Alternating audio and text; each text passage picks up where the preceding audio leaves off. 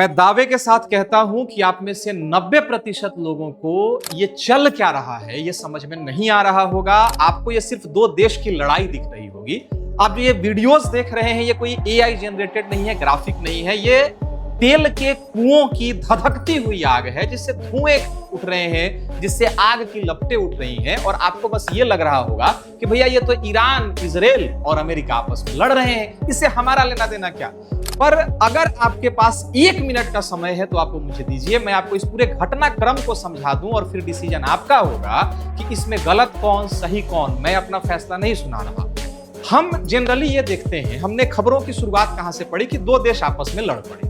ठीक है, याद करिए विश्व युद्ध प्रथम की शुरुआत भी दो देश के लड़ने से ही हुई थी। ठीक है, हमने ये देखा, हमने खबर एक सुना कि भैया ईरान ने सऊदी अरेबिया के सबसे बड़े ऑयल टैंक पे, जो ऑयल रिफाइनरी थी, उस पे बम विस्फोट कर दिया, आग की लपटें उठी।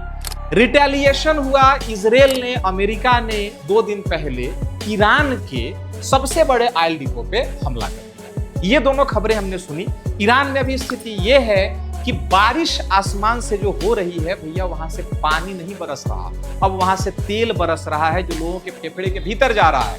लड़ाई किस बात की हो रही है? अमेरिका कहता है कि हम ईरान को और वहां के लोगों को, नागरिकों को बेहतर जीवन देना चाहते हैं, हम उनको आतंकवाद से मुक्त करना चाहते हैं। पर आतंकवाद से मुक्त किसको करोगे जब सारे लोग ही नहीं बच पाएंगे, जब बारिश में सब झुलस जाएंगे, सल्फ्यूरिक एसिड जब बारिश होने लगेगी भैया, जब सबके स्किन झुलस जाएंगे तो तुम आजाद किसे करोगे? पहला सवाल।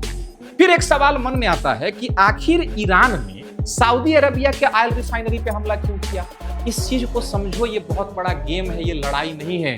ये 2 देश आपस में, 3 देश आपस में नहीं लड़ रहे, ये शतरंज का खेल हो रहा है। इसमें असली विलेन कौन है, किसको फायदा होगा, किसको नुकसान होगा, ये तो हम लोगों ने कभी सोचा ही नहीं है। आप मुझे थोड़ा समय दीजिए।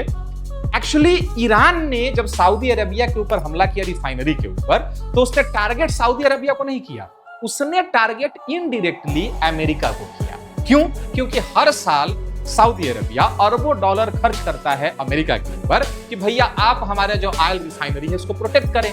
जिस पल ईरान ने उसके ऊपर हमला किया, अब मामला यहां पे ये पुल पकड़ लेता है कि जब आप हमें प्रोटेक्ट ही नहीं कर पा रहे हैं तो ये हर साल मैं आपको अरबों डॉलर क्यों दूं? पहला मामला। इससे फायदा होता किसको दिखेगा?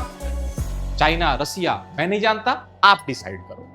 फिर बदले में इजराइल ने ईरान के ऑयल रिफाइनरी पे हमला कर दिया, फिर धधकती हुई आग, फिर वही धुआं, फिर वही आसमान से हो रही तेल की बारिश। इंसानियत खतरे में है।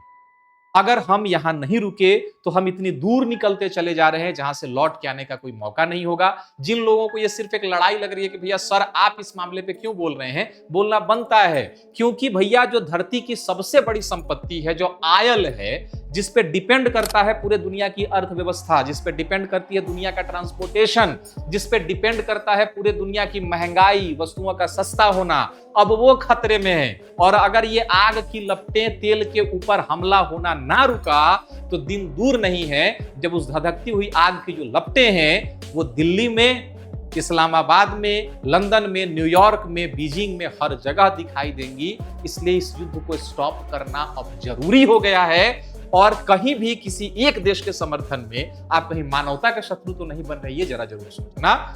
हम सभी चाहते हैं कि बस ये युद्ध बंद हो और धरती का जो सबसे बड़ी संपत्ति है, जो ऑयल है, जो ऑयल रिफाइनरी है, उसको टारगेट करना बंद किया जाए।